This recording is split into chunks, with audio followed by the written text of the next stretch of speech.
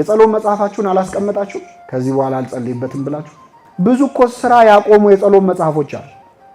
ታጥፎ የተቀመጠ ነጠላ የለም ድሮ የምታስቀድስበት የነበረ። አሁንማ እንዴት ብዬ ነው የምሄደው ቅዳሴ? አሁን በዚህ በረከሰ ሰውነቴ በዚህ ህይወቴ እግዚአብሔር ፊት ልቆም? ሰይጣን ያላግጥባል። በኃጢአት ከተጫወተብህ ከጣለ በኋላ አዘምንም እንዴ ይላል። ጸልይ አታስቀድስም እንዴ? ዛሬ እኮ ንግስ ነው ይላል። ስብርብርን አውጥቶ እኮ።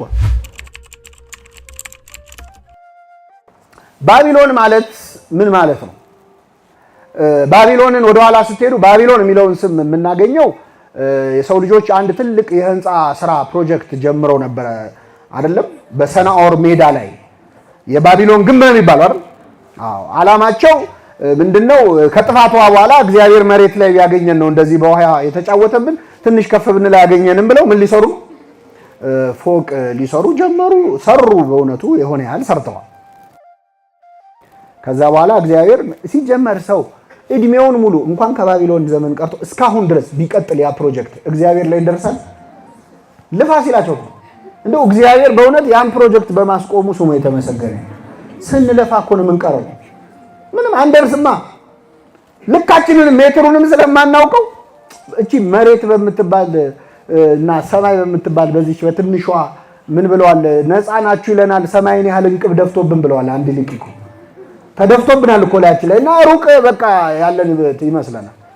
አይጥ ጉድጓድ ውስጥ ያለች አይጥ ከሰማይና ከጉድጓዱ አፍ ሰፊ ማን ነው ብትባል የጉድጓዱ አፍ ነው የምትለው። የሚታያት ምኑ ነው?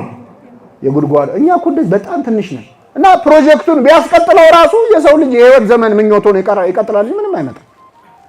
ያው ተስማምተን አንቀጥልም እንጂ። ለማንኛውም እግዚአብሔር ኑ እንውረድ፣ ቋንቋቸው እንደባልቀው አለ። ቋንቋቸው ተደበላለቀ፣ አልተደማመጡም። ፕሮጀክቱም ቆመ ማለት ነው።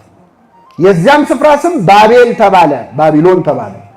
እግዚአብሔር በዚያ ቋንቋቸውን ደበላልቆታልና ይላል። ስለዚህ ባቢሎን ማለት ውጥንቅጥ ማለት ነው፣ ድብልቅልቅ ማለት ነው ትርጉም። ይቺ ዓለም ነች በነገራችን። ድብልቅልቅ የምትባለው ይቺ ዓለም ነች፣ እማንደማመጥባት። እነሱስ ቋንቋ በዝቶባቸው እኛ በአንድ ቋንቋ ራሱ እንግባባል አንግባባል፣ አንደማመጥ። ተነጋግረህ እንኳን ምን ለማለት ፈልገህ ነው ትባባላለህ፣ ሌላ ትርጉም ለማውጣት ከንግግር ውስጥ ማለት። ስለዚህ ባቢሎን ማለት ይቻላል ነች በቃ ባጭሩ። እኛ ድብልቅልቋ ይወጣ። ዮሐንስ ራዕይ ምዕራፍ 17 ላይ ስትሄዱ ደግሞ ባቢሎን ታላቂቷ ባቢሎን ይላታል ዮሐንስ በራእዩ። አየኋት ባቢሎንን፣ ታላቂቷን ባቢሎን ሴት ሆና ነው የታየችው ለሱ። ታላቂቷ ባቢሎን አንድ አውሬ ላይ እንደ ፈረስ እየጋለበች አውሬ ላይ ተቀምጣ 7 ራሶች ያሉት አውሬ በላዩ ላይ የስድብ ስም የተጻፈበት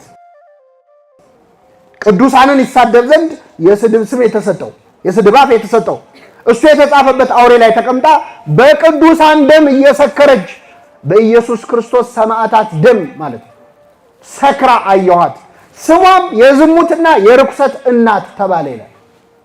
ባጭሩ ይቻለም ነች ባቢሎን ተብላ የምትጠራው ውጥንቅጧ የርኩሰት ዓለም የሆነችው ማለት። በባቢሎን ወንዞች አጠገብ በዚያ ተቀመጥን። ወንዞች የተባሉት ምንድን ናቸው? የባቢሎን ወንዞች ጤግሮስና ኤፍራጥስ ናቸው አይደል? አዎ፣ ያንን ምድር የሚያጠጡ ማለት ነው፣ የሚያረኳት፣ ባቢሎንን የሚያረኳት። ይቺን ውጥንቅጥ ዓለም ደግሞ የሚያረኳት ምንድን ናቸው? ኃጢአቶች ናቸው፣ ክፉ ስራዎች ናቸው።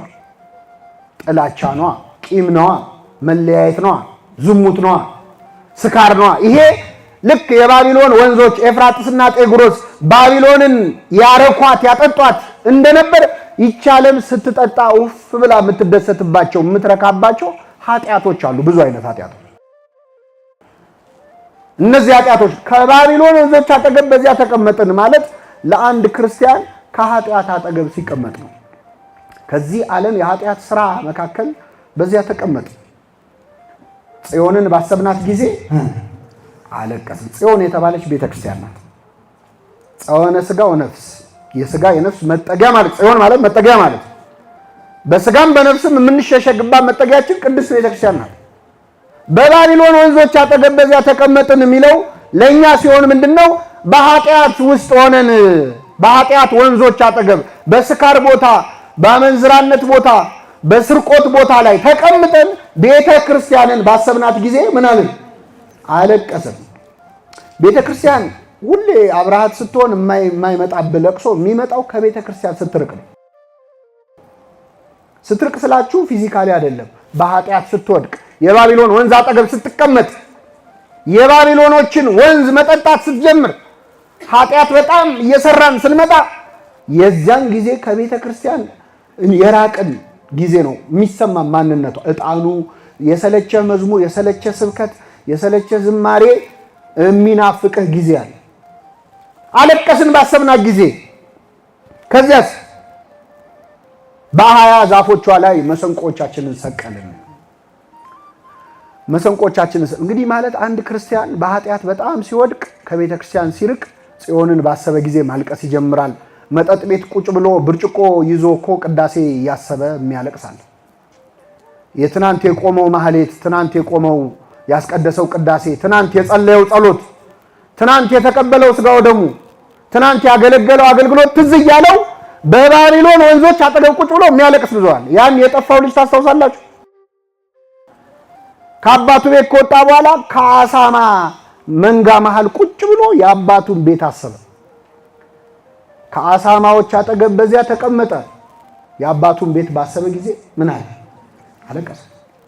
ጴጥሮስም እንደዚህ። ጴጥሮስ ደግሞ ሐሙስ ዕለት ጌታን አልክድም ብሎ ፎክሮ መጨረሻ ላይ እሳት ሊሞቅ ቁጭ አለ ከአይሁድና ከሮማውያን ጋር። እዛ ቁጭ ባለበት 3 ጊዜ ካደው። 3ኛ ላይ ክርስቶስ ቀና ብሎ አየው። ሲያየው ኢየሱስ የተናገረው ቃል ትዝ አለው። ቅዱስ ጴጥሮስ እሳት በሚሞቁ አይሁድ አጠገብ በዚያ ተቀመጠ። የክርስቶስን ቃል ባሰበ ጊዜ ምን አለ? አለቀሰ። እኛ አሁን የትኛው ወንዝ አጠገብ ነው ያለነው? ነው እሳት ዳር ነው ያለነው እንደ ጴጥሮስ? እንደ ጠፋው ልጅ ከአሳማ ጋር ነው ያለነው? ወይ እንደ ባቢሎን ወንዞች አጠገብ በኃጢአት ወንዝ አጠገብ ነን? ብቻ እዚያ ሆነን ቤተክርስቲያን ስናስብ እናለቅሳለን። ከዚያ ምን አደረጉ? በ20 ዛፎቿ ላይ መሰንቆቻችንን ምን አለ? ሰቀልን። እኛስ የሰቀልናቸው መሰንቆዎች የሉም? በጣም በኃጢአት ሲበዛ እኮ መሰንቆ ተሰቅላል። የጸሎት መጽሐፋችሁን አላስቀመጣችሁ? ከዚህ በኋላ አልጸልይበትም ብላችሁ በፊት ጸልየን መጽሐፉ አልበቃ ብሎን ባለ 53ቱ ባለ 88ቱ ከዛ አርጋኖን ከዛ ድርሳነ ሚካኤል ደግመን 7 አቡነ ዘበሰማያት ካላልን ጸሎት መጸለይ ማንችል የሚመስለን ሰዎች አሁን ለደቂቃ አባታችን ሆይ ለማለት አቅማተን ከባቢሎን ወንዞች አጠገብ ተቀምጠን ማለት ነው። በኃጢአት ውስጥ ሆነን እንዚራት ይነሰቀልና አለ መሰንቆቻችንን ሰቀልን። ብዙ እኮ ስራ ያቆሙ የጸሎት መጽሐፎች አሉ። ታጥፎ የተቀመጠ ነጠላ የለም ድሮ የምታስቀድስበት የነበረ። አሁን የባቢሎን ወንዝ አጠገብ ሆነ። አሁንማ እንዴት ብዬ ነው የሚሄደው ቅዳሴ? አሁን በዚህ በረከሰ ሰውነቴ በዚህ ህይወቴ እግዚአብሔር ፊት ልቆም እንደ ድሮ ላገለግል ብለህ የምትሰቅለው መሰንቆ አለ። መሰንቆ ሌላ እኛ ራሱ እኮ መሰንቆ ነን። በነገራችን አባ ጊዮርጊስ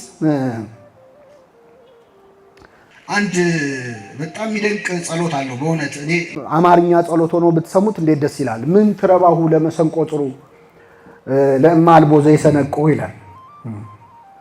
መሰንቆ የሚመታው ከሌለ ምን ይጠቅማል ተሰቅሎ ይላል። ሊጠቅም ይችላል፣ ድምጽ ሊያወጣ ይችላል። ወምን ተይደምጽ ንቃውን ዚራ ዘስቁል የተሰቀለን ዚራ የተሰቀለ መሰንቆ ተሰቅሎ ምን ይሰራል? በነቀል ቃለ ስብሐት ሁኪዮ ለአርጋኖነ ህሊናየ የህሊናዬን የሐሳቤን መሰንቆ በምስጋና መምቻ በመንፈስ መምቻ ነይና ምቹ ይላታል እመቤታችን። ከመእኩን እንዚራሁ ለበኩርኪ ለበኩር ልጅሽ ለክርስቶስ መሰንቆ እንደሆነ ይላል። ሁላችንም ያደርጋል እና የተሰቀሉ መሰንቆች ማለት ትናንት የሚዘምር ሰው እኮ ዛሬ መዘመር ያስጠላው። ከባቢሎን ወንዝ ስንት ድምጽ የነበራቸው ሰዎች እኮ መዘመር አቅቷቸው ተወው። ድምጹ አለ፣ ጸጋው አለ፣ ግን አቅሙ የለም። በባቢሎን ወንዞች አጠገብ ስትሆን ያስጠላል። ዘምሩልን አሉን ይላል። የማረኩም በዚያ ዘምሩልን አሉን ማለት ሰይጣን ያላግጥባል። በኃጢአት ከተጫወተብ ከጣለ በኋላ አዘምርም እንደ ይላል። ጸልይ አታስቀድስም እንደ ዛሬ እኮ ንግስ ነው ይላል። ስብርብርን አውጥቶ እኮ ሰዎችም አያስቀምጡን እንዴ አንተ ድሮ መዘምራን አልነበርክ እንዴ? እስቲ ዘምርልን ይሏል መጠጥ ቤት ውስጥ። ዛሬ በዓል አይደል? እስቲ እንዴት ነው የሚሸበሸበው በል እስኪ ይሏል። እስቲ ከበሮ ምታ ይሏል። ባቢሎን አጠገብ ስትሆን የድሮን መዝሙር መዘመር አቅም እንደምታጣ አይገባቸው። የማረኩም በዚያ የዝማሬ ቃል ፈለጉብን። እንዴት በባዕድ ምድር የእግዚአብሔርን ዝማሬ ባዕድ ሆነን ከእግዚአብሔር ተለያይተን ርቀን እንዴት እንዘምራለን አለ ነብዩ እግዚአብሔር ዳዊት። ኢየሩሳሌም ሆይ ብረሳሽ ቀኜ ትርሳኝ፣ ቤተ ክርስቲያን ሆይ ብረሳሽ ቀኜ ትርሳኝ። አንቺንም አላመሰግንበት ከሆነ የበገና መደርደሪያዬ ቀኝ እጄ እምቢ ይበለኝ ማለት ቤተ ክርስቲያንን ከረሳን እኮ የዝማሬ ጸጋችን አይጠቅምም። ባላስብሽ ምላሴ ይጣበቅ። ቤተ ክርስቲያንን የጠላን ቀን ዲዳ ብንሆን ይሻለናል። ምክንያቱም ከቤተ ክርስቲያን ተጣልቶ አንደበት ያለው ሰው የሚናገረው ነገር ምን እንደሚሆን እናያለና በየሰው እንዴት እንደሚሳደብ እናያለን። ስለዚህ የጽዮንን ዝማሬ በዘመርክበት አፍህ ስድብ ከመሳደብ ምላስህ በተናጋ ቢጣበቅ ይሻላል። እና ብረሳሽ ቀኜ ትርሳኝ። እንደው ሰው በቃ ታሞ ዲዳ ሆኖ ወይ መናገር አቅቶት ቢቀር ይሻላል ከሚሳደብ ቤተክርስቲያን። ባላስብሽ ምላሴ ከተናጋ ይጣበቅ። ከደስታዬ ሁሉ በላይ ቤተክርስቲያንን ባላስብ። አዎ በእውነት ቤተክርስቲያንን አስበን ለመመለስ ያብቃል። እንኳን ለኛ ለመላእክቱ እኮ መመለሻቸው ቀውስጦስ የተባለ መልአክ ሀብተ ክንፈ ጸጋው ሁሰቱ ወይም የመሄድ ጸጋው ተነስቶት ቤተክርስቲያን መጥቶ ነው እግዚአብሔር ይቅር ያለው። ይገርማቸዋል። መልአኩ ከሩቅ ሲያት ከሰማይ እስከ ምድር መብራት በርቶባት አየ። ዛቲ መካን ትከውነኒ አራቂተ ምስለ እግዚአብሔር። ያቺ ቦታ ከእግዚአብሔር መታረቂያ ነች። መታረቂያችን ነች ቤተክርስቲያን። እና ባላስብሽ ምላሴ ከጉሮሮ ይጣበቅ። አቤቱ በኢየሩሳሌም ቀን የኤዶምን ልጆች አስብ። ኢየሩሳሌም በፈረሰች ቀን የኤዶምን ልጆች ጎረቤት መስለው መጥተው ኢየሩሳሌምን ያስፈረሱትን እንዳትረሳ እግዚአብሔር ያለው። እኛን በኃጢአት እንድንፈርስ ያመቻቹ የኤዶም ልጆች እነማን ናቸው? ጎረቤት መስለው ወዳጅ መስለው እኛን ለሰይጣን አሳልፈው የሰጡ እነማን ናቸው? የትኛው አመላችን ነው? የትኛው ምኞታችን ነው? ምንውልበት ቦታ ነው? ጓደኞቻችን ናቸው? ምናነበው መጽሐፍ ነው? ምናየው ፊልም ነው? እነሱ ናቸው የኤዶም ልጆች ለሰይጣን አሳልፈው የሰጡ። አስባቸው እንደ ያስፈረሱ እነሱ ናቸው። አስባቸው እስከ መሰረቷ ድረስ አፍርሱ ያሉትናል። ምግባራችን መበላሸቱ ሳይንስ ሃይማኖታችንንም እንዲፈርስ የሚታገሉትን አስባቸው። መሰረት አሚንሰ መሰረት ይት ይላል። እምነት ነች መሰረት፣ ሃይማኖት ነች። እሷንም ለመንቀል የሚታገሉትን አስባቸው ጌታ ሆይ ያለ። በመጨረሻ ምን አለ? አንቺ ወራዳ የባቢሎን ልጅ ሆይ ያለ። ወራዳ ማለት የተዋረደ ስራ የምትሰራ ይቺ ዓለም ነች ባጭው። ወራዳ ማለት እሷ ተዋርዳ ሌላውን ምን የምታው ኃጢአት ነች። ኃጢአት ነች። ኃጢአት እሱ ተዋርዶ የረከሰው ነው አንተን ያረክሳል። ስንት የከበሩ ሰዎችን እኮ ኃጢአት አዋርዳለች። ወግታ የጣለቻቸው ብዙዎች ናቸው ይላል። እና ምን አለ? አንቺ ወራዳ የባቢሎን ልጅ ሆይ ኃጢአት ሆይ ማለት ነው። ስለተበቀልሽን የሚበቀልሽ ምን ያለ ነው?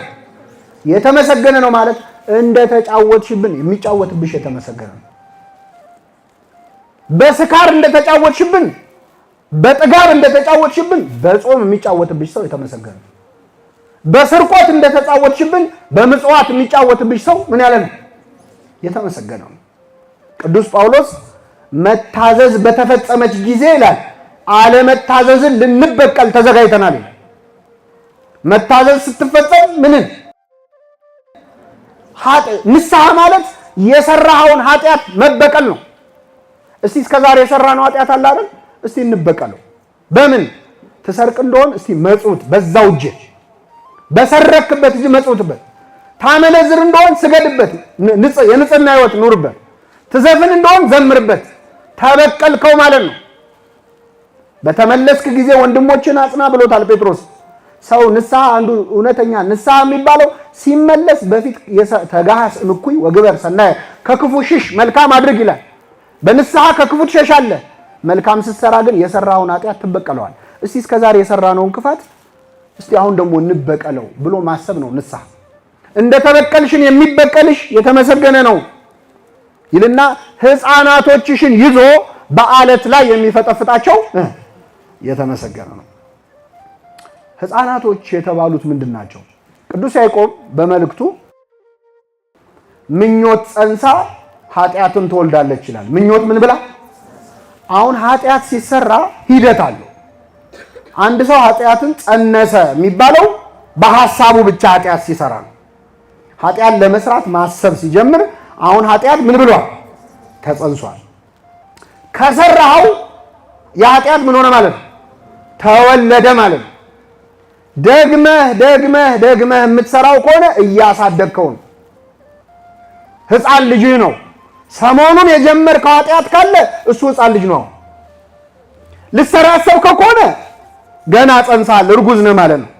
ወዮላቸው በዚያን ጊዜ ለእርጉዞችና ለሚያጠቡ ይላል አይደል?